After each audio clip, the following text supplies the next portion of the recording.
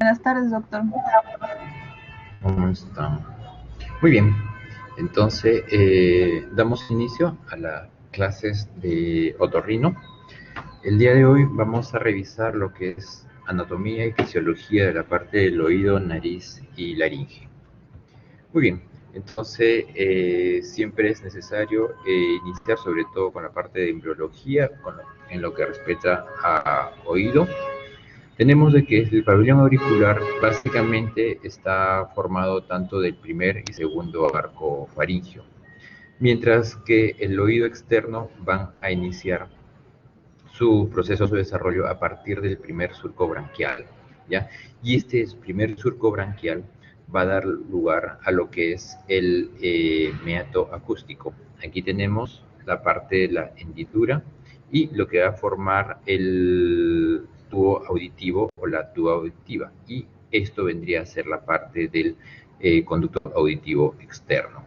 Y lo que finalmente esto va a ser parte de lo que es la membrana timpánica. Bien, esta membrana timpánica va a tener tres orígenes embrionarios. Va a ser tanto de una parte externa, que va a ser el ectodermo, la parte media de la membrana timpánica va a ser el mesodermo, lo que va a dar lugar a lo que son las fibras circulares y radiales, y el endodermo, lo que vendría a ser la parte de la caja timpánica. Entonces, si nosotros tenemos la parte del conducto auditivo externo, tenemos la porción del oído medio,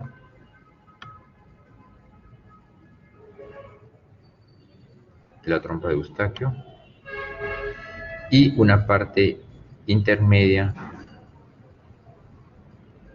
que vendría a ser las fibras circulares y radiales, que va a ser la parte media de la membrana timpánica. Entonces tenemos en azul la parte del conducto auditivo externo, que continúa y nos va a dar lugar a la capa externa de la membrana timpánica. Entonces tenemos que la membrana timpánica va a tener una capa externa, que es de origen ectodérmico, va a tener enaranjado la continuación del epitelio del conducto del oído medio, perdón, es un epitelio respiratorio, y que continúa en la cara interna de la timpánica, que es de origen endodérmico, y una capa intermedia que tiene fibras circulares y radiales, que va a dar origen a la parte tensa de la membrana timpánica, y que ese es de origen mesodérmico. Entonces, si nosotros tenemos nuestra membrana timpánica, tenemos que esa membrana timpánica tiene una pars flácida y una pars tensa. Entonces, la pars flácida es la que tiene solamente la parte en azul, la parte del conducto auditivo externo, y en anaranjado, que es la parte del oído medio. Entonces, esa parte carece de lo que es la capa fibrosa. Entonces, esta es la parte en la cual no hay esa capa fibrosa en la membrana timpánica. Mientras que el resto de la membrana timpánica presenta fibras circulares, fibrosas, y fibras radiales. Estas fibras, tanto circulares como radiales, es lo que le va a dar la resistencia a la membrana timpánica, ¿ya? Y es lo que nosotros llamaremos la pars tensa de la membrana timpánica. Bien. La parte externa del pabellón auricular es bastante conocida por ustedes. Simplemente recordar que hay un lóbulo, hay un hélix, un antigélix, la parte de donde está el poro o la concha acústica, que me va a dar lugar al ingreso del conducto auditivo externo. Ahora, la inervación del conducto auditivo externo con el pabellón auricular está dado en su parte superior, tanto del pabellón auricular como del conducto auditivo externo, por el trigémino. La parte media de la concha acústica o el poro acústico, el ingreso al oído externo, al igual que la parte media del conducto auditivo externo, está dado por el nervio facial. Y la parte tanto del hélix como del lóbulo está dado por el plexo cervical. Mientras que la parte más pegada a la membrana timpánica de este oído externo, de este conducto, está inervado por el décimo par craneal. ¿Ya? Entonces, es simplemente ver la separación o hasta dónde va el oído medio, el oído externo y el oído interno. Entonces tenemos que el oído externo, que es parte del pabellón auricular, y el conducto auditivo externo. Recordar que este conducto auditivo externo tiene una porción cartilaginosa y una porción ósea, ¿ya? El cual la porción cartilaginosa es lo que le va a dar cierto movimiento a este conducto auditivo externo. En el oído medio tenemos que considerar lo que es la membrana timpánica, la cadena de huesecillos, hasta antes del ingreso del oído interno, incluyendo lo que es la trompa de Eustaquio y las celdas mastoideas que se encuentran en la porción posterior de esta caja timpánica. Y el oído interno, que vendría a ser tanto el segmento vestibular como el segmento auditivo, junto con el nervio vestibular, el nervio auditivo y el nervio facial, que va a pasar junto por este conducto auditivo interno. Bien, entonces, nuevamente, recapitulando la parte del oído interno. En el oído interno tenemos lo que es la parte posterior, el segmento posterior, que se encarga de la parte del equilibrio, que son los canales semicirculares, el utrículo y el sáculo. Tenemos la porción anterior, que es el caracol, que se encarga de la parte auditiva. Tenemos el nervio, un nervio que va hacia la parte de los canales semicirculares, el utrículo y el sáculo. Tenemos el nervio que recoge toda la información del caracol, que se va hacia la porción anterior, y tenemos el nervio facial. Ese nervio facial que también pasa por el conducto auditivo interno, entra a una región vestibular, luego pasa a una región timpánica, que está este nervio facial por la caja timpánica, y finalmente pasa a un segmento mastoideo que está justo por las células mastoideas para finalmente salir de la cavidad craneal. Esta membrana timpánica tiene ciertas estructuras que nosotros debemos de reconocer. Tenemos que ver que en la membrana timpánica hay un annulus, que es la porción fibrosa de esta membrana timpánica, que es una porción engrosada de la membrana, la cual me va a servir para poder adherirse al hueso temporal y tener cierta resistencia. ¿Qué más vemos nosotros en la membrana timpánica? Vemos un relieve óseo, que es el hueso del martillo que está adherida a la membrana timpánica y que algunas veces se ve como una sobresaliente de la membrana timpánica. ¿Qué más vemos? Vemos una parte luminosa en la membrana timpánica, que es el triángulo luminoso de Politzer, que no es más simplemente que la posición de la membrana timpánica y esta posición que produce un reflejo cuando nosotros iluminamos o vemos la membrana timpánica. ¿Ya? Entonces tenemos que es el triángulo luminoso de Politzer, que no es más otra cosa que el reflejo que nosotros ponemos de acuerdo a la posición de la membrana timpánica. Evidenciamos algunas veces una área un poco más oscura, que vendría a ser la trompa de Eustaquio, que esa trompa de Eustaquio que viene de la nasofaringe y que se va a reflejar en la parte de la membrana timpánica. Tenemos la parte superior, que vendría a ser la pars flácida, y el resto estaría conformado por la pars tensa. Entonces, de igual forma, acá recordar que es el annulus, o la porción fibrosa, o la parte fibrosa, que es el anillo fibroso de Herlach. Tenemos el triángulo luminoso, o el cono luminoso, o el triángulo luminoso de Politzer. Tenemos el mango del martillo, tenemos la pars flácida, y el resto es la pars tensa. Algunas veces se logra ver aquí en la parte posterior una parte de la articulación incudo-estapedial, que es tanto la articulación del yunque con el estribo. Algunas veces se suele observar, dependiendo mucho de la imagen o dependiendo de la transparencia de la membrana timpánica. Entonces, esta es una imagen mucho más clara en la cual nosotros podemos evidenciar ciertas estructuras de la membrana timpánica y que sí es necesario que sí graben estas imágenes porque es así como nosotros tenemos que observar la membrana timpánica. Entonces, la membrana timpánica, recordando nuevamente, tenemos que es el annulus, que es la porción blanquecina en la cual se va a adherir al hueso temporal. Tenemos el annulus. Tenemos aquí el mango del martillo, que es la porción en la cual se va a adherir este huesecillo a la membrana timpánica para que de esa forma transmita el sonido a los demás huesecillos. Tenemos el triángulo luminoso y tenemos la zona un poco más oscura que vendría a ser la desembocadura de la trompa de Eustaquio. Y algunas veces, no en todas, se logra observar la articulación incudo-esapedial, que vamos a verla aquí. Entonces tenemos aquí parte de la articulación del yunque con lo que vendría a ser el estribo, ¿ya? Entonces, dependiendo muchas veces de la transparencia de esta membrana timpánica, podemos observar ciertas estructuras a través de ella, ¿ya? Y también vemos aquí esta parte que es más adherida, que está un poco más retraída de la membrana timpánica, que es la pars flácida, mientras que el resto tendría un poco más de tensión, un poco más de resistencia, y sería lo que es la pars tensa. ¿Listo?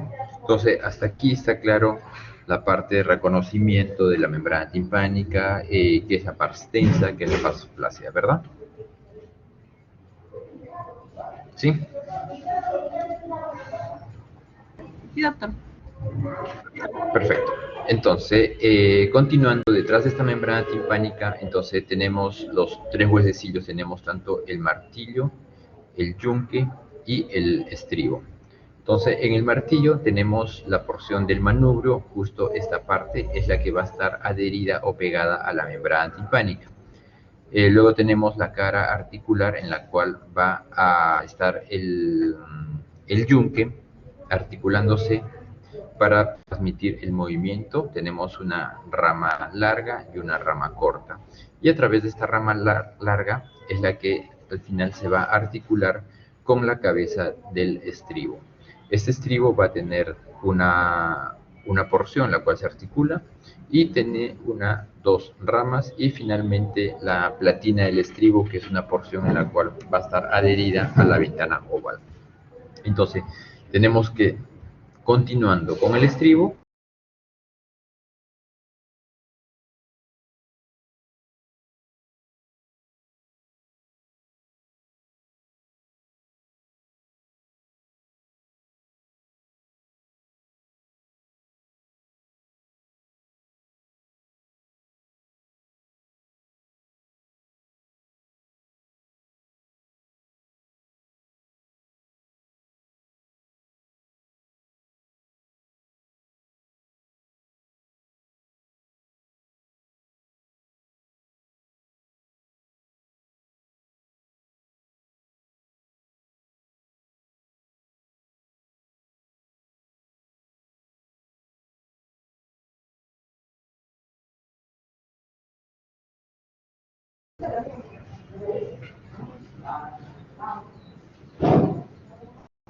ya tenemos en el oído medio la membrana timpánica. Este es otro corte, otra visión. ¿Sí me escuchan, verdad?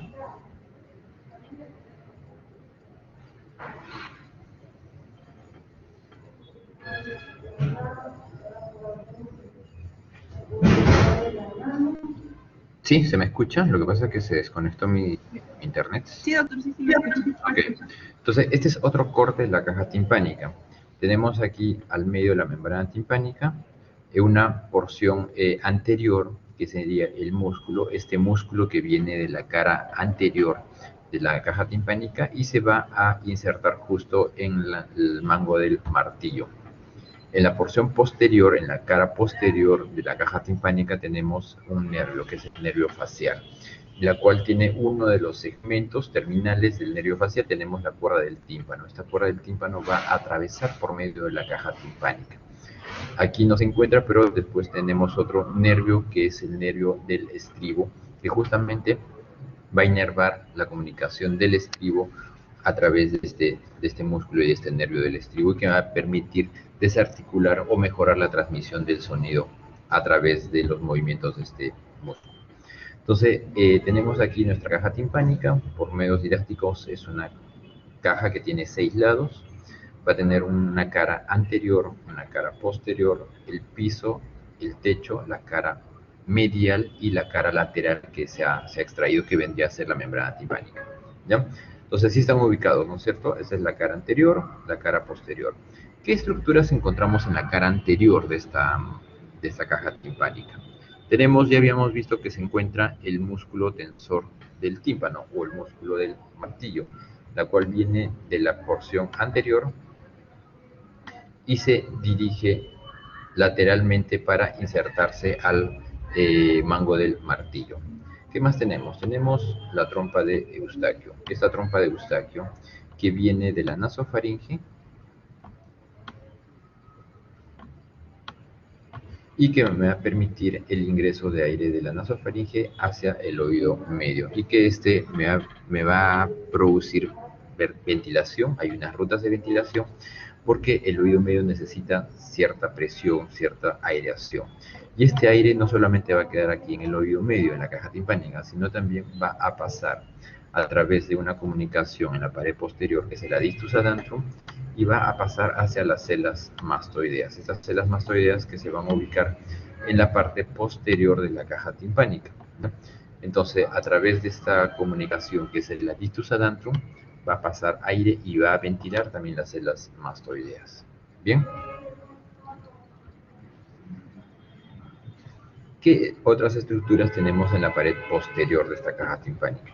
Habíamos visto de que hay un nervio, que es el nervio facial. Este nervio facial, que viene del tronco encefálico, entra por el conducto auditivo interno junto con el nervio auditivo y vestibular, y de ahí entra a un primer segmento, que es el segmento vestibular. Esto vendría a ser el tronco encefálico, el conducto auditivo interno, y de ahí entra a una porción vestibular, que vendría a ser el primer segmento o la primera rama del nervio facial, que es el segmento vestibular. Luego ingresa a la caja timpánica y sería el segundo segmento, que es el que vemos aquí, el segmento timpánico. Y finalmente sale este nervio facial e ingresa hacia las células mastoideas, que vendría a ser el tercer segmento mastoideo del nervio facial, para finalmente abandonar la caja craneal y entrar hacia los músculos tanto de la cara, tanto temporales como mandibulares, ¿ya? Y finalmente es la función del nervio facial de inervar los músculos de la cara, ¿ya? Pero recordemos de que ese nervio facial, parte de su recorrido, ingresa hacia la caja timpánica. Bien, entonces les había dicho que este nervio facial tiene dos ramas. Tiene uno que es la cuerda del tímpano, esa cuerda del tímpano que es la que atraviesa la caja timpánica, y tiene una razón por la cual atraviesa la caja timpánica por el medio, para finalmente inervar las porciones anteriores de la lengua y recoge la sensación gustativa de la lengua. Pero también tiene una rama, que es una rama que se va hacia las glándulas submaxilares. ¿Y por qué se va este nervio facial a esas ramas submaxilares?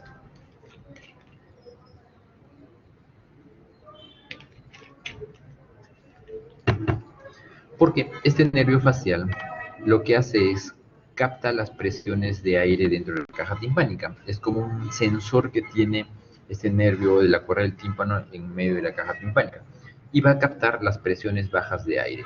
Entonces, al sentir de que hay una baja ventilación en el oído medio, comienza a estimular estas glándulas submaxilares. ¿Para qué? Para que comiencen a producir saliva.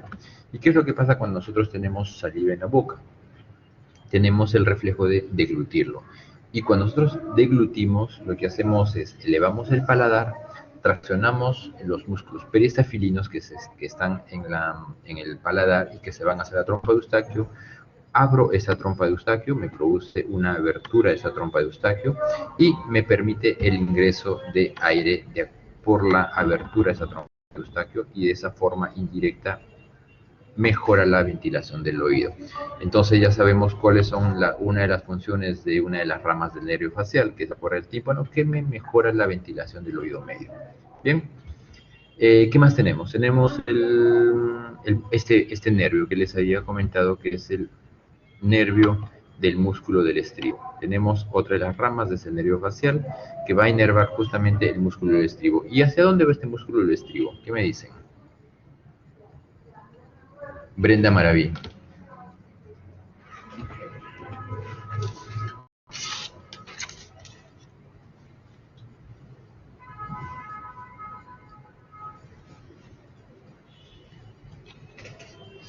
Brenda.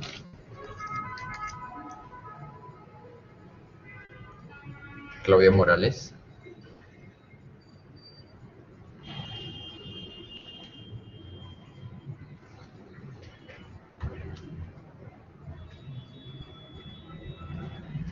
¿Están? César Nizama.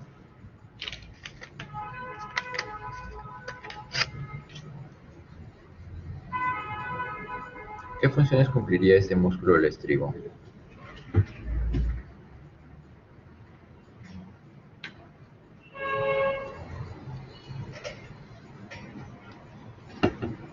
Uy, se fue César Nizama. Gustavo Peña.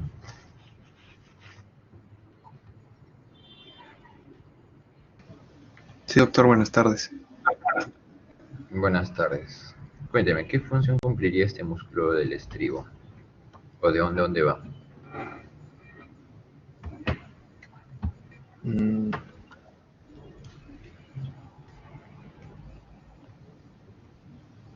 Oye, ¿o dónde se encontraría el estribo aquí en esta caja timpánica?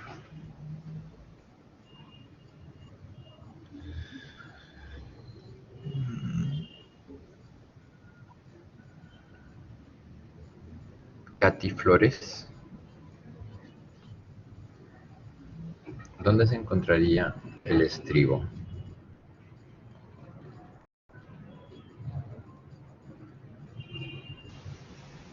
Disculpe, doctor, ¿dónde se encontraría el estribo? Sí, aquí en la caja timpánica. Bueno, estaría en el tubo faringo timpánico. No, no. El estribo se encontraría... Vamos a cambiar. Aquí. Entonces tenemos de que en la parte medial de esta caja timpánica hay dos estructuras, dos cavidades. Entonces uno es la ventana oval y la ventana redonda, ¿no es cierto? Tenemos aquí la ventana oval y la ventana redonda.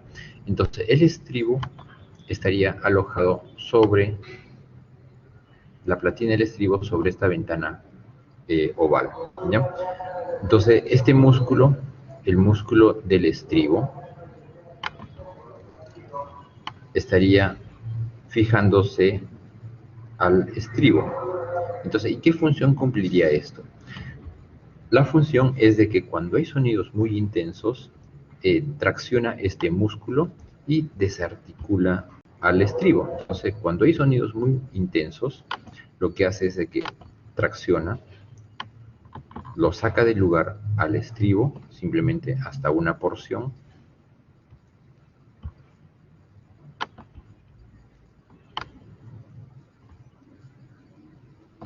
para que con la finalidad de que cuando hay sonidos muy intensos no transmita el sonido directamente sobre toda la ventana oval, simplemente una porción, el resto también golpea sobre la parte del oído medio, y no transmita el sonido tan intenso hacia el oído interno, hacia el caracol. ¿Sí? ¿Se entendió? ¿Cuál es la finalidad de este músculo del estribo? Entonces, al final, lo que hace este músculo del estribo es me protege evita que haya una transmisión directa de un sonido muy intenso y que éste pueda dañar al oído interno. ¿Sí? ¿Se entendió, verdad?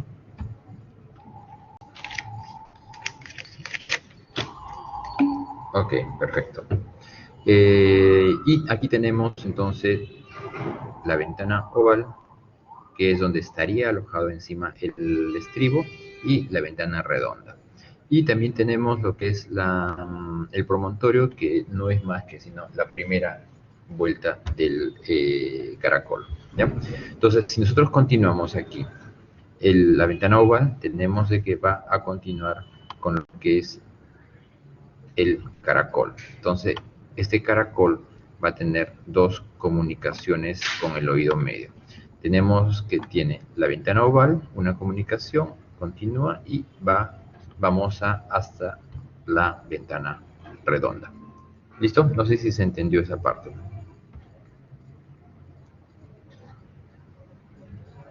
Entonces tenemos aquí lo que es la parte del oído interno, tenemos la parte media, la parte vestibular, y es aquí en esta parte vestibular donde está la caja timpánica. Aquí estaría la caja timpánica. Entonces es la imagen que hemos visto. Hemos visto el nervio facial que pasa por la parte posterior de la caja timpánica. Tenemos la ventana oval y la ventana redonda que me dan o me comunican la parte interna del oído interno. Y tenemos el promontorio, que es la primera vuelta del caracol.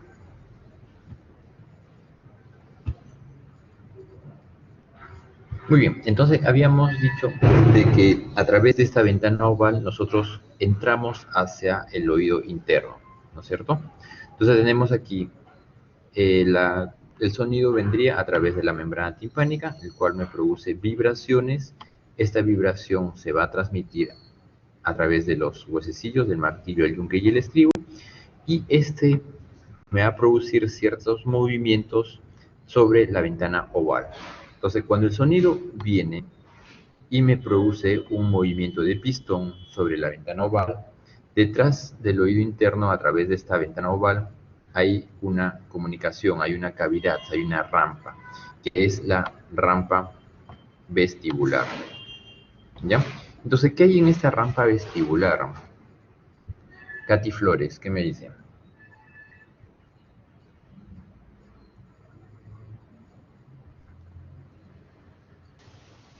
Mm, ¿Habría inervación, doctor?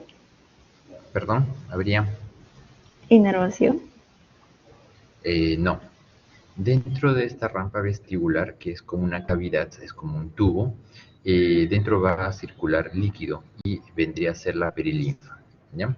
Entonces tenemos de que el sonido llegó hasta aquí, ¿no es cierto? Llegó hasta la ventana oval, produjo movimientos, y este movimiento, esta vibración, se va a seguir transmitiendo y ingresa el sonido por continuidad hacia la rampa vestibular. Entonces, en esta rampa vestibular hay líquido, hay perilinfa. Entonces, el sonido va a comenzar a movilizar, a vibrar, a generar oleadas dentro de esta perilinfa, dentro de esta rampa vestibular. Y esa vibración va a llegar hasta el hipotrema y finalmente va a continuar en una cavidad, que es una continuación que no es más que la rampa timpánica, o que continúa con la perilinfa, que es un líquido, ¿ya? Entonces tenemos de que en el oído interno, en el caracol, vamos a hacerlo más grande, el caracol, si yo hago un corte a esto, que es el caracol, voy a tener tres segmentos, voy a tener tres rampas. Una rampa vestibular, que es la parte superior, una rampa timpánica, que es un segmento inferior, y una rampa media, una rampa coclear. ¿Ya? ¿Se entendió hasta aquí? ¿Sí? ¿Está claro? Sí, doctor. Ok, Jimena. A ver, Luis Malma. ¿Qué hay en la rampa timpánica?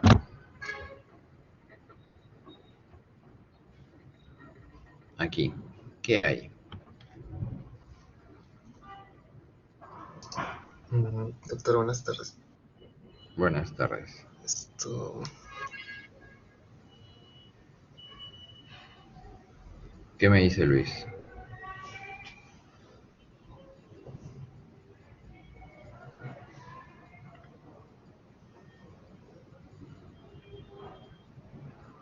Milena Licapa. Perilinfa, doctor. ¿Perdón? Perilinfa. Sí, ahí entonces hay perilinfa. Entonces recordemos nosotros de que dijimos que el sonido viene hasta aquí, me produce una vibración a través de este líquido que ingresa y me comienza a producir movimientos ondulatorios de esta perilinfa, de este líquido. Entonces, este líquido que está circulando a través de esta rampa vestibular que tenemos aquí, circula por la rampa vestibular, llega hasta la comunicación con la rampa timpánica, que se llama el licotrema, continúa, pero ya esto ya no es rampa vestibular, sino la rampa timpánica, pero es el mismo líquido que está circulando y me produce movimientos ondulatorios.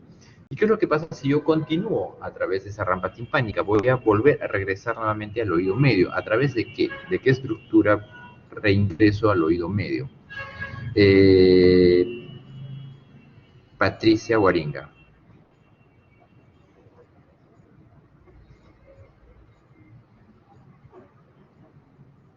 ¿Qué me dice Patricia?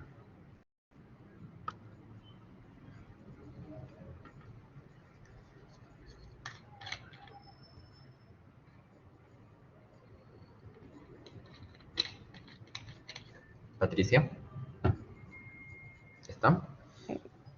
Sí, doctor.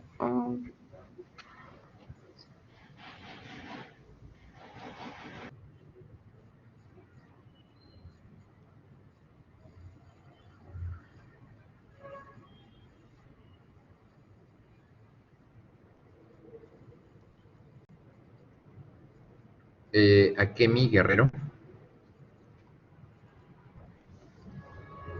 ¿Qué pasa si yo continúo a través de esta rampa timpánica e ingreso hacia el oído medio, ¿no es cierto?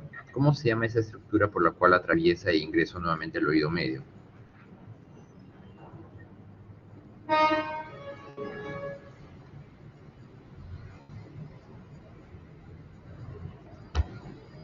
Es la ventana redonda. Entonces, si yo continúo, ingreso del oído medio hacia el oído interno, ingreso por la ventana oval a través de ese estribo, ingreso, llego hasta el helicotrema y retorno nuevamente a través de esta rampa timpánica y atravieso la ventana redonda y estoy nuevamente en el oído medio, ¿ya? Entonces, más o menos, esa es la estructura como se va a conformar el oído medio y se relaciona con el oído interno. Bien, ahora, dentro del oído interno, nosotros tenemos de que hay tres estructuras, tres rampas, ¿no es cierto? Tenemos la rampa vestibular, la rampa timpánica y la rampa coclear. ¿Qué hay dentro de esta rampa coclear, que es muy importante para la transmisión del sonido? Hay un órgano muy importante, que es el órgano de Corti, que es finalmente quien me va a transformar la energía y va a enviarla a través del nervio a la corteza auditiva, a través del nervio auditivo, ¿ya? Entonces tenemos la rampa vestibular, tenemos la rampa timpánica y tenemos una rampa media, que es la rampa coclear, que es donde se encuentra el órgano de Corti, que es muy importante para la transmisión del sonido. Entonces, tenemos en esta rampa coclear, que es la membrana de Reissner, la membrana basilar, que es donde se va a sentar, donde va a estar apoyada las células ciliares externas, las células ciliares internas, las células de sostén, y estas a su vez van a estar debajo de lo que es la membrana tectorial, ¿ya? Entonces, todas estas estructuras se encuentran en la rampa coclear, que es muy importante finalmente para la transmisión del sonido. ¿Listo? Tenemos aquí mi membrana tectorial, que va a estar en contacto con las células ciliares. Tenemos las células de sostén, que le van a permitir o van a dar el aporte energético a estas células ciliares. Y tenemos las fibras tanto aferentes como eferentes que van a salir de estas células ciliares que van a permitir la transmisión eléctrica del sonido. Muy bien, entonces, ¿cómo se da esta transformación de la energía? Nosotros tenemos de que, dijimos que el sonido llegaba, vibraba la membrana timpánica, llegaba a los huesecillos y transmitía la vibración, porque hasta aquí ya es vibración, hasta la rampa vestibular. Vibraba, me producía una oleada de esta perilinfa, y esto que finalmente me produce lo que es la mecánica coclear, es decir, la transmisión del sonido, la vibración del sonido a través de las oleadas, movimientos ondulatorios de esta perilinfa, ¿ya? Entonces, el sonido finalmente va a llegar al oído interno y se va a transformar en lo que es la vibración de esta perilinfa, ¿ya? Que es como una oleada. Esta oleada va a llegar finalmente hacia la rampa media, ¿no es cierto? Tenemos aquí la rampa vestibular, el movimiento ondulatorio de esta perilinfa, y que este me va a producir un movimiento también a través de su membrana basilar a las células ciliares internas y externas. A esto llamamos lo que es la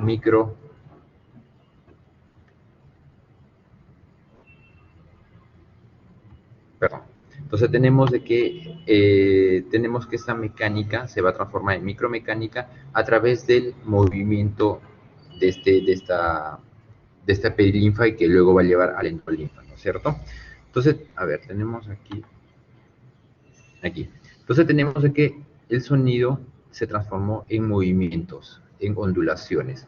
Esta ondulación hace de que se produzcan movimientos ondulatorios por debajo de esta membrana tectoria, ¿no es cierto? ¿Por qué? Porque comenzó a vibrar esta membrana basilar, comenzó a elevarse y a bajar, y comenzaba a tener ondulaciones de esta endolinfa. Al tener ondulaciones de esta endolinfa, de este movimiento, de este líquido, justo ocurren corrientes por esta ondulación, por este movimiento de esta endolinfa, debajo de la membrana tectorial.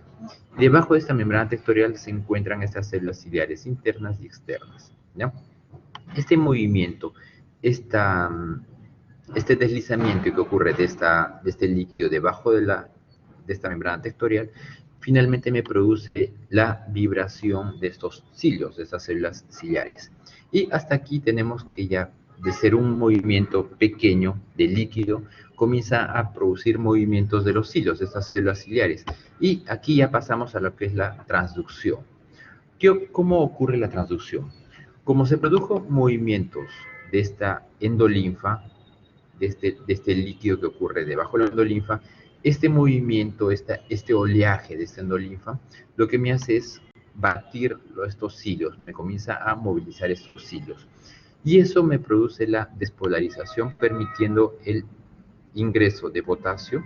Se despolariza esta célula, hace que las vesículas de calcio que se encuentran en estas células ciliares comienzan a migrar hacia el polo basal.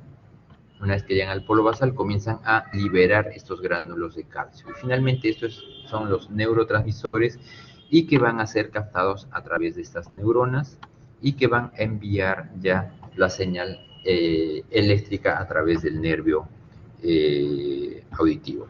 ¿Listo? Hasta aquí, ¿se entendió? Lo que es la parte de la transmisión del sonido, la transformación de la energía, ser una energía mecánica, y se transforma en una energía eléctrica, gracias al movimiento de estos líquidos, y que estos líquidos van a hacer finalmente el movimiento ciliar, la despolarización de estas células ciliares y la liberación de neurotransmisores. Ahora, estas despolarizaciones van a ocurrir a nivel del órgano de Corti, que van a ser las primeras neuronas, viajan y van a llegar hacia el núcleo coclear, y finalmente van a llegar hasta el nivel subtalámico, convirtiéndose en la tercera neurona, para luego finalmente ir hacia la corteza auditiva. ¿Alguna duda? Pregunta hasta aquí, hasta lo que estamos viendo, la parte de fisiología de la audición. Aquí tenemos algunas imágenes. Tenemos el conducto auditivo externo, tenemos la membrana timpánica. Esta membrana timpánica es bastante delgada, pero sí se logra ver en la tomografía. Entonces, si nosotros ingresamos a través de esta membrana timpánica, entramos a lo que es el oído medio. Bien, en el oído medio, entonces, podemos observar parte de lo que es los huesecillos. Aquí se ve parte del... Perdón, voy a mostrarles. Aquí se ve parte del yunque, este puntito blanco, y lo que vendría a ser aquí parte de la articulación del yunque con el estribo. Y esta cavidad vendría a ser lo que es la ventana oval. ¿Ya? Entonces, entrando de ahí al oído medio, tenemos la parte media, que es el vestíbulo, parte de los canales semicirculares, el anterior, y este vendría a ser el horizontal, y también la primera vuelta del caracol. ¿Ya? Y justo en este punto, cuando nosotros observemos la parte de los canales semicirculares y la primera vuelta del caracol, observamos también el conducto auditivo interno. Esto vendría a ser lo que es el conducto auditivo interno, y los nervios. Tenemos un nervio que va a ir hacia los canales semicirculares, uno que va a ir hacia la parte auditiva, hacia el caracol, y un nervio facial. ¿Listo? Tenemos acá un nervio, el conducto auditivo interno del lado derecho y el conducto auditivo interno del lado izquierdo. Aquí sí se observa un poco más nítido lo que es el yunque. El yunque y lo que vendría a ser la parte del estribo.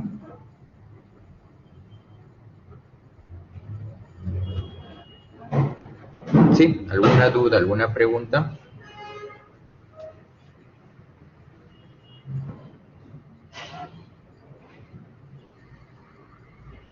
Ok, perfecto. Entonces pasemos a la parte respiratoria, la parte nasal. Recordando de que la parte nasal hay unas estructuras en la nariz, hay una estructura medial, una estructura lateral. En la estructura medial de la nariz, la parte media de la nariz está compuesta por el septum nasal, que está en azul, que es el cartílago septal. Tenemos una parte ósea, que vendría a ser la lámina perpendicular del etmoides, y lo que es el vómer. Este vómer va a estar tanto apoyado sobre el cartílago septal y la lámina perpendicular. Esa es la parte medial de la nariz, lo que me va a dividir la fosa nasal en dos. En la parte lateral tenemos los cornetes, que son muy importantes estos cornetes, sobre todo para el calentamiento, para la humidificación del aire, para el ciclo nasal. Entonces es muy importante esos cornetes. ¿Y esos cornetes están llenos de qué? ¿Cuál es el contenido de esos cornetes? Jean-Pierre.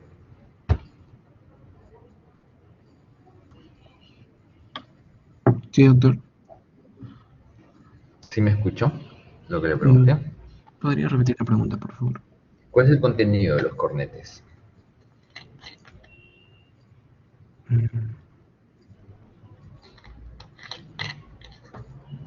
Katia Mejía.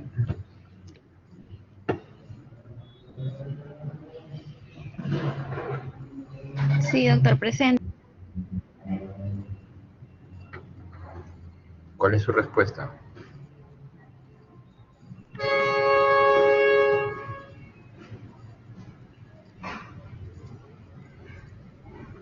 ¿Qué me dice Katia? Estos cornetes están llenos de vasos sanguíneos. ¿Bien? Hay como unos sinus, hay como unos encharcamientos, como unas cavernas, los cuales están llenos de sangre. Entonces, y estos cornetes tienen la capacidad de vasoconstricción y vasodilatación. Y eso es lo que le da a estos movimientos de flujo de aire a través de estas dilataciones y contracciones de estos cornetes. Es un número de 3, tenemos el inferior, el medio y el superior, y por debajo de ellos encontramos lo que son los meatos. Hay un meato inferior, un meato medio y un meato superior. Muy bien. ¿Qué más es importante a nivel nasal? La irrigación también es importante porque a través de ella van a producirse epístasis, que son patologías bastante frecuentes de la nariz. Entonces tenemos que la irrigación de la nariz está dado por dos arterias básicamente, ramas de la carótida externa y ramas de la carótida interna, ¿ya? Tenemos que la carótida interna, una de las ramas va a ser la oftálmica, de esta oftálmica va a dividirse en el modelo anterior y posterior y nos va a dar lo que es el plexo de Kieselbach. De la carótida externa va a dar una de las ramas, va a ser la maxilar interna. Esta maxilar interna va a tener una rama esfenopalatina justamente cuando va a ingresar a través del agujero esfenopalatino a las fosas nasales. Una vez que ingresa a las fosas nasales, se va a dividir entonces en una rama septal que va a recorrer el piso inferior de la fosa nasal y una que se va a la pared lateral que va justamente a irrigar los cornetes. Entonces, de la rama septal principalmente va a tener una de las ramas que va a formar parte del plexo de Kieselbach. Entonces, este plexo de Kieselbach es una rama importante tanto de la arteria carótida interna como externa y es fundamental en los casos de epístasis. En sangrados anteriores, entonces, el sangrado va a provenir tanto del plexo de Kieselbach, mientras que en sangrados posteriores, el sangrado proviene básicamente de la arteria esfenopalatina. ¿Listo? ¿Quedó claro?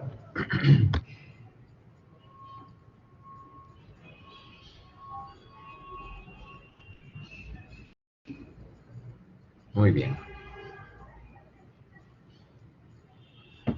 Entonces, aquí tenemos la arteria carótida externa, ¿no es cierto?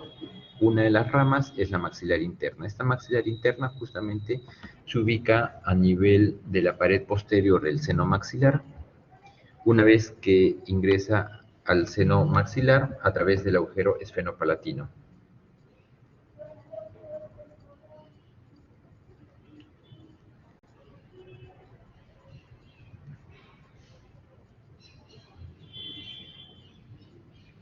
¿Ya?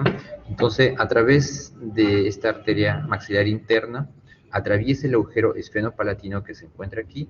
Una vez que lo atraviesa, ingresamos hacia la fosa nasal. Entonces, ya cuando ingresamos a la fosa nasal, se va a dividir en dos segmentos. Uno que va a recorrer la pared lateral y otro que se va por la parte medial que va a formar la rama septal. Entonces, tenemos una rama septal y una rama turbinal que se va por las paredes laterales de la nariz. De la rama septal, básicamente, la turbinal también tiene unas ramas afluentes para el plexo de Kieselbach, va a formar parte de este plexo de Kieselbach, ¿ya? Ahora, tenemos la carótida interna, que vendría a estar aquí. Una de las ramas de la carótida interna tenemos que es la oftálmica. Esta oftálmica va a dar dos segmentos, una etmoidal anterior y otra etmoidal posterior. Del etmoidal anterior básicamente va a formar parte de este plexo de Kieselbach. ¿Listo? Muy bien. Marco Muñante. Entonces, ¿cuáles serían las causas de un sangrado posterior? ¿A qué nivel se da el sangrado posterior?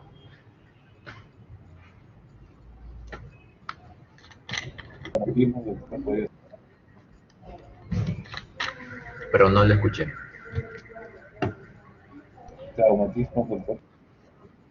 No. ¿A qué nivel, ya mejor dicho, por qué arteria se puede lesionar y me puede producir sangrados posteriores? ¿Qué arteria es la causante de los sangrados posteriores?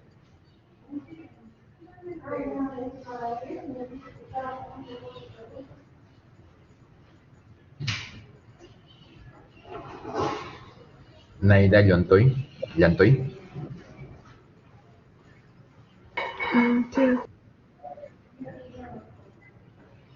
¿Qué me dicen?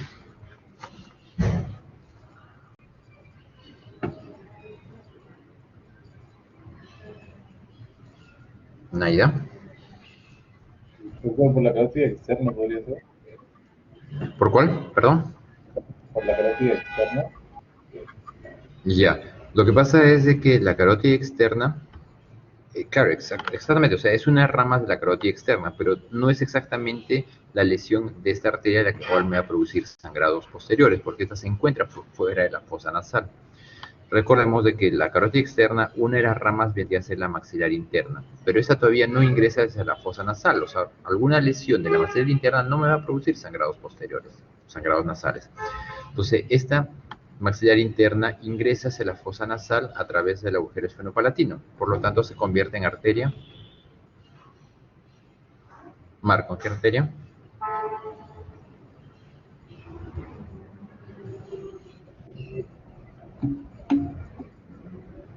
Esfenopalatina, ¿no? La esfenopalatina. Entonces, una vez que esta arteria maxilar interna ingresa hacia la fosa nasal, atraviesa el agujero esfenopalatino, se convierte en arteria esfenopalatina. Entonces, esta arteria esfenopalatina tiene dos segmentos, dos ramas. ¿Cuáles son? Paul Garriaso.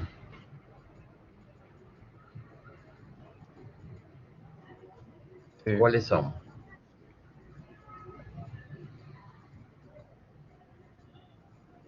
Dígame, ¿cuáles son, Paul?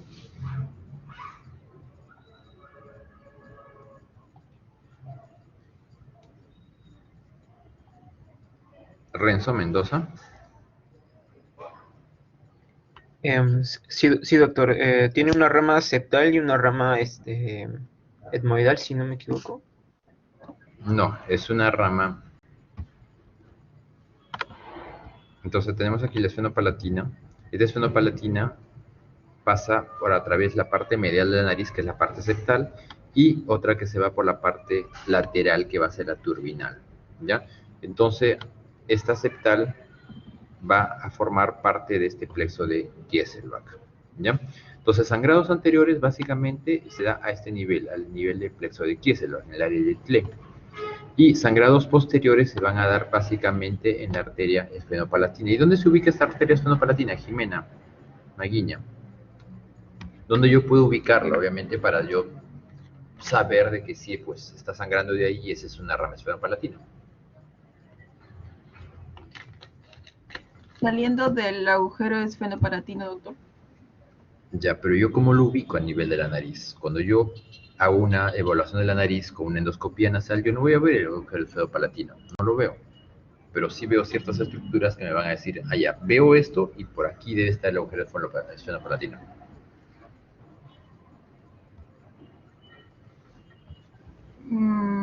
Sería Entonces, por encima del cornete medio.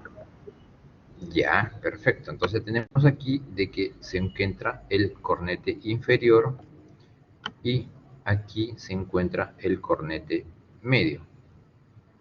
Entonces más o menos esta arteria esfenopalatina estaría a nivel entre el cornete, entre la cola del cornete medio y el cornete inferior. Entonces a ese nivel yo voy a encontrar la salida de esta arteria esfenopalatina. ¿Listo? Muy bien. ¿Alguna duda, alguna pregunta?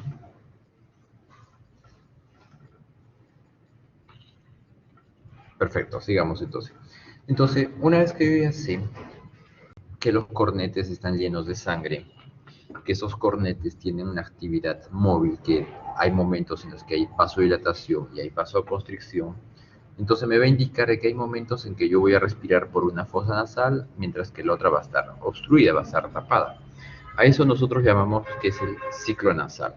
El ciclo nasal no es más que una actividad simpática y parasimpática en la cual va a hacer que los cornetes entren en vasoconstricción y vasodilatación. Nosotros normalmente no respiramos por ambas fosas nasales a la vez.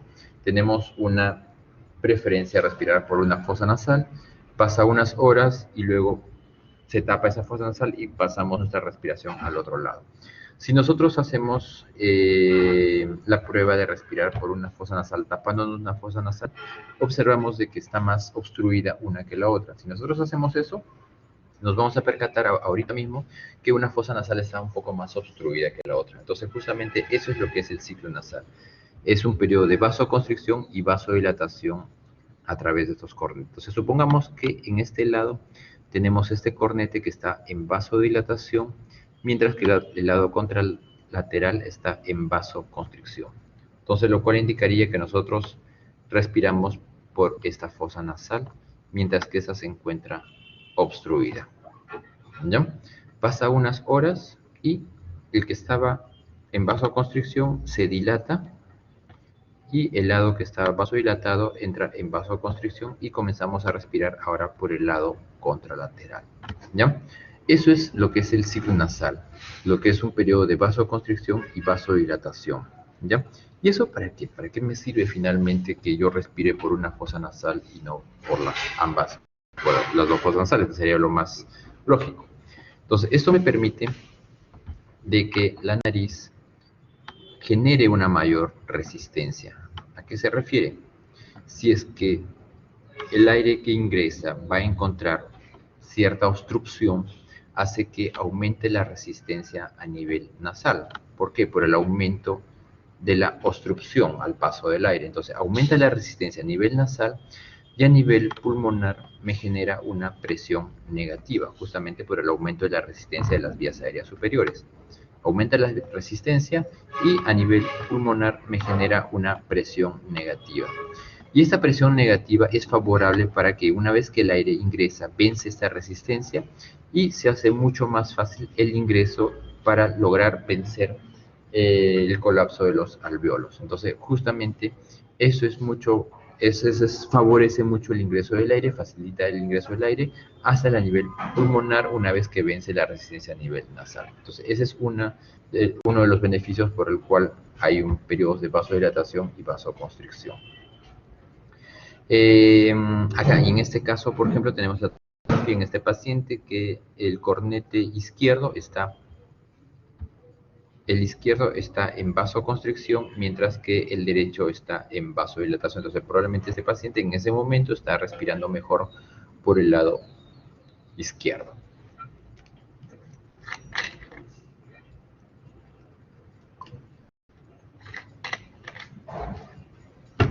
Muy bien. Entonces, nosotros cuando respiramos por la nariz, normalmente el flujo ingresa en forma laminar. Entonces, ¿a qué se refiere con el flujo laminar? Viene el aire en forma recta, en forma de láminas, y comienza a chocarse con los cornetes, comienza a chocar con la válvula nasal, y comienza a cambiar su flujo. De ser un flujo turbinal, choca y comienza a rebotar con las paredes, y comienza a convertirse en un flujo turbulento. El hecho de que el aire que ingresa sea un flujo turbulento es mucho más beneficioso para nosotros. ¿Por qué? Porque sonaría lógico que sea mucho mejor, mucho más eficiente si el flujo es laminar, pero no sucede así. Tiene que ser turbulento, ¿por qué? Habíamos dicho que los cornetes están llenos de ¿qué? Frank Moreno, ¿de qué están llenos los cornetes?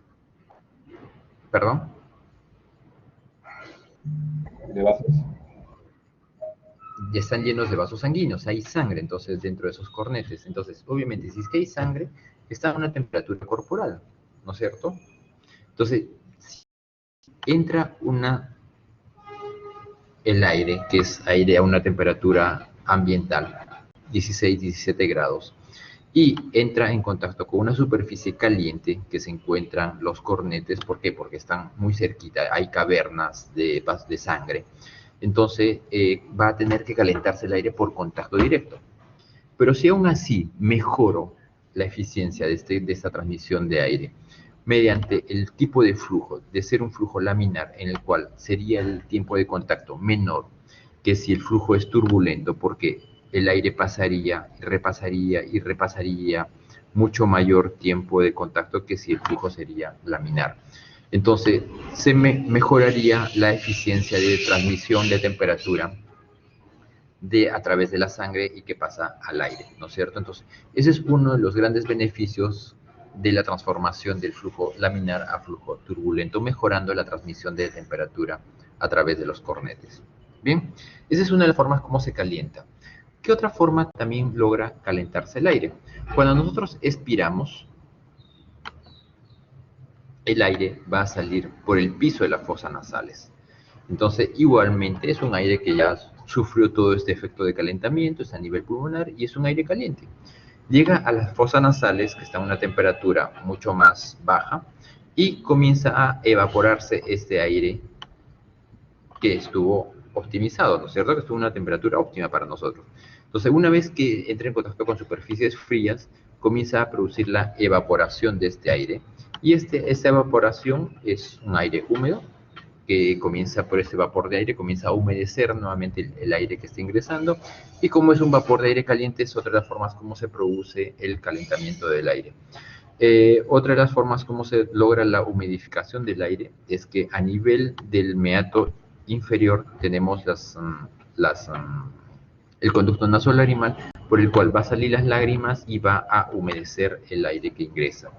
A nivel del vestíbulo nasal tenemos unas células caliciformes que igual secretan mucus, que igual va a humedecer el aire que está ingresando hacia la fosa nasal.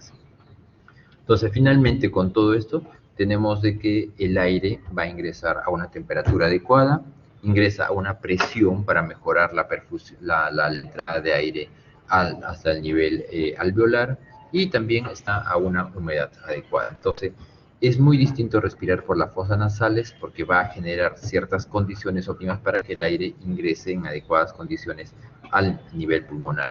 Es muy distinto sería al respirar por la boca, porque por la boca, si bien es cierto, es un tubo mucho más grande, pero no genera esa presión. Por lo tanto, si nosotros respiramos por la boca, probablemente sentimos de que el aire no llega adecuadamente hasta el nivel pulmonar, sentimos que nos va a faltar el aire, sentimos que el aire va a ser seco, se nos va a comenzar a resecar la garganta, y tampoco no va a ser un aire a una temperatura adecuada. ¿Listo? Es por eso el beneficio, siendo tan sencillo el respirar por la nariz que por la boca, pero sí va a generar unas mejores condiciones del aire para poder hacer. ¿Listo? ¿Alguna duda, alguna pregunta?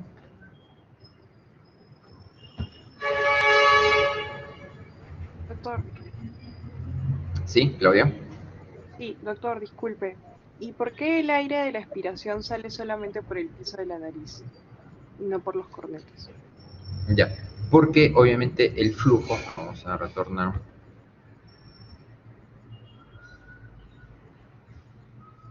Aquí. Porque generalmente cuando el aire ingresa, va a chocar con la cabeza de cornete, choca con la cabeza y este va rebotándolo hasta la cabeza de cornete medio. Y es así por la disposición de los cornetes, por lo cual la forma de que ingrese el aire. Entonces, ingresa el aire y comienza a chocar con las estructuras que se encuentran en la nariz. Entonces, las primeras estructuras en las cuales se va a chocar son la cabeza de cornete inferior, luego este va a mandarlo hacia la cabeza de cornete medio, y lo distribuye luego hacia la cola de cornete inferior. Entonces, simplemente el aire ingresa por las estructuras que va a encontrar al ingreso del aire. Y cuando el aire sale, va a chocar con la cola de cornete y lo va a mandar por el piso de las fosas nasales. No es más que simplemente la disposición anatómica de las estructuras que se encuentran en la nariz que hace que el aire vaya por determinadas regiones. Simplemente es eso. ¿Y esto por qué? Finalmente porque no me permite de que el aire choque o vaya en la misma dirección el aire que ingresa que el aire que sale. Simplemente es posición anatómica nada más de los cornetes. Es por eso la importancia que tenemos de los cornetes, la distribución de los cornetes. Cuando nosotros tenemos una enfermedad, no diríamos una enfermedad, sino hay una patología que es el síndrome de la nariz vacía, en la cual aquí hay una gráfica, aquí. ¿Qué pasa cuando nosotros tenemos unos cornetes muy pequeñitos? Ya sea cual sea la causa por la cual nosotros tengamos unos cornetes que generalmente suelen ser postquirúrgicos, en la cual se extrajo demasiado tejido turbinal. Entonces generamos una nariz con unas cavidades muy amplias. Entonces esto, aunque ustedes no crean, esta nariz es incompetente para respirar. Siendo unas cavidades muy amplias, el paciente siente que no respira adecuadamente por la nariz, una de las cuales es justamente de que no genera esas resistencias a nivel nasal. No hay un adecuado ingreso del aire generando resistencias para que llegue hasta los pulmones. Otro, de que me altera el flujo normal del aire, haciendo de que el aire que ingresa choque con el aire que nosotros respiramos, y va a comenzar a generar esas turbulencias. Entonces, ese es el síndrome de nariz vacía, en el cual me genera una alteración o la sensación de que el aire no está ingresando adecuadamente a los pulmones. ¿Listo? ¿Alguna otra duda, alguna otra pregunta?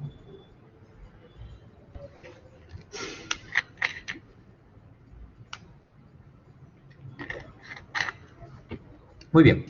Finalmente, el último tema, que es la parte de faringe, que es un poco más suave. Tenemos de que hay tres estructuras en la parte de la faringe y laringe. Tenemos una que es la nasofaringe. Hay también estructuras que se encuentran en la nasofaringe, pero esta se ubica a nivel del piso del esfenoides hasta la parte superior de la úvula, ¿ya? Entonces, a esto nosotros llamamos la nasofaringe o la rinofaringe, que básicamente se encarga de la parte respiratoria. Tenemos la orofaringe, la cual va desde el borde igual superior de la úvula hasta el borde superior de la epiglotis. Igual hay ciertas estructuras que se encuentran a ese nivel de la orofaringe y que se encargan básicamente tanto de la función digestiva como la función respiratoria. Y finalmente tenemos la laringe como tal, que igual va desde el borde superior de la epiglotis hasta el borde, hasta el borde, así está bien, hasta el borde superior de las cuerdas vocales. Entonces tenemos de que normalmente una de las estructuras principales que se encuentran tanto a nivel de la nasofaringe y la orofaringe es la función de defensa. Hay unos puntos de control, las cuales se ubican a nivel de la nasofaringe y de la orofaringe, que me va a permitir un adecuado control, una adecuada inmunización tanto de los alimentos como del aire que va a ingresar a la vía respiratoria y a la vía digestiva, ¿ya? Entonces, ¿qué estructuras nosotros tenemos a esos niveles? Tenemos la conformación del anillo de Waldeyer. Entonces, a nivel de la nasofaringe, nosotros encontramos las adenoides, que son tejidos linfáticos muy importantes, sobre todo en la niñez, que es cuando está en su máximo desarrollo, y finalmente comienzan a involucionar cuando las personas llegan a los 10 o 12 años. Entonces, y es aquí, en esta edad, cuando estas adenoides desarrollan tanto, hay una gran hiperplasia, que me pueda generar una obstrucción respiratoria. Estas adenoides crecen tanto que me obstruyen el ingreso del aire. Entonces los niños, generalmente que tienen una hiperplasia marcada de las adenoides, no respiran por la nariz. ¿Por qué? Porque creció tanto este tejido adenoideo que no me permite el ingreso adecuado. Entonces, ¿qué me obliga a que el paciente comience a abrir la boca para respirar? Entonces, estos niños generalmente duermen con la boca abierta, respiran con la boca abierta o roncan. Entonces, básicamente es ¿por qué? Porque una de las probables causas es la hiperplasia adenoidea, ¿ya? Que simplemente es el tejido linfático que comienza a crecer en demasía. ¿Qué otras estructuras linfáticas tenemos aquí? Tenemos las amígdalas tubáricas, que se encuentran a nivel de la nasofaringe. Entonces, a los costados justamente encontramos dos cavidades, que sería la desembocadura o el ingreso de la trompa de Eustaquio. Y alrededor de este tubo, esta comunicación que dijimos que va de la nasofaringe hasta el oído medio, se encuentran unos rodetes tubáricos, se encuentran unos tejidos linfáticos que justamente igual me permiten controlar el ingreso de aire hacia la vía del oído medio, hacia la caja timpánica, ¿ya?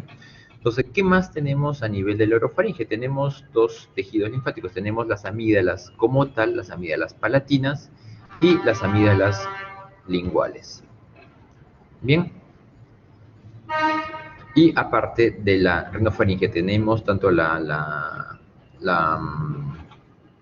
adenoide, tenemos los músculos elevadores del velo del paladar y los músculos tensores del velo del paladar, que son muy importantes para la apertura y cierre de esta trompa de Eustaquio, permitiendo o regulando el ingreso de aire al oído medio.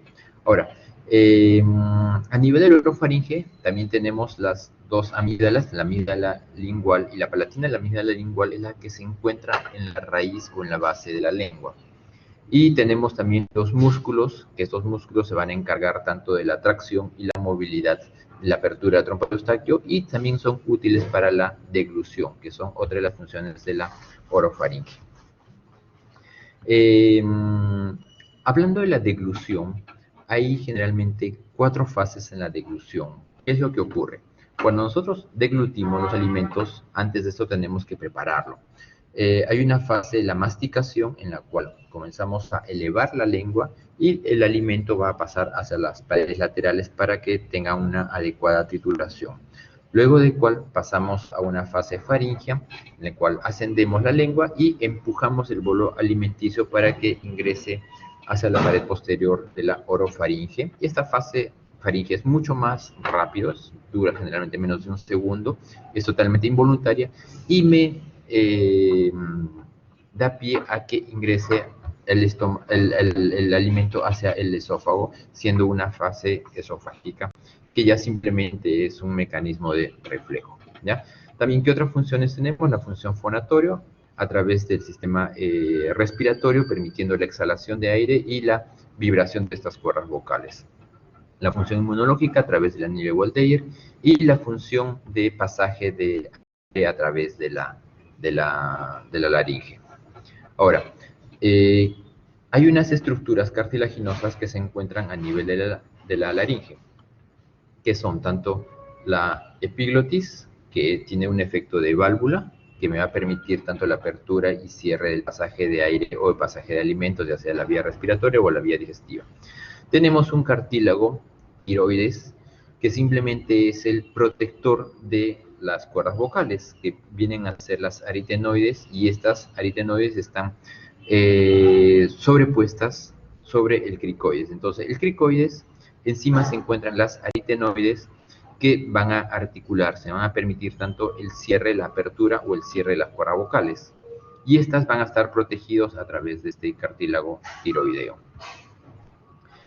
Hay unos músculos que sí son importantes. Recuerden, hay músculos que me producen la aducción o la abducción de las cuerdas vocales.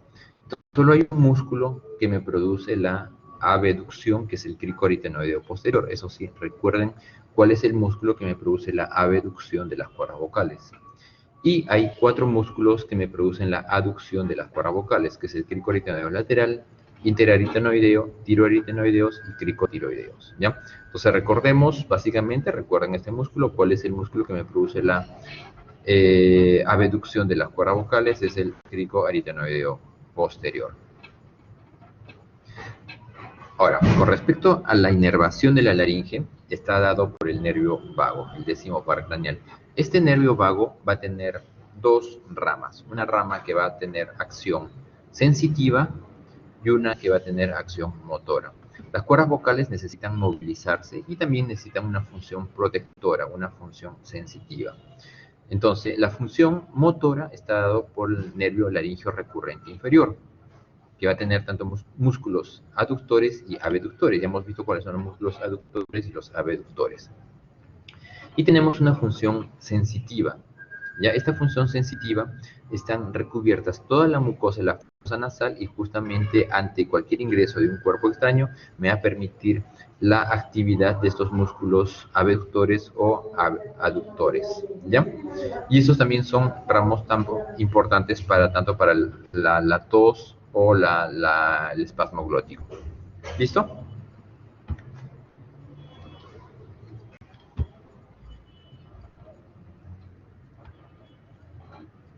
Muy bien, aquí recordando que tenemos las cuerdas vocales, las bandas que se encuentran alrededor de estas cuerdas vocales son bandas ventriculares o cuerdas vocales falsas.